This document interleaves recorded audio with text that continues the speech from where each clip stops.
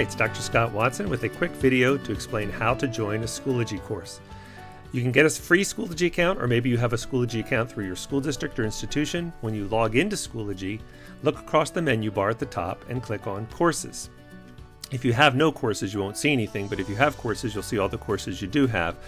But if you click on this little My Courses link, then it'll take you to where you can click on Join a Course. So you want to go ahead and click on Join a Course, and then put in the course access code, whatever that happens to be in there, and click Join, and then you will join the class.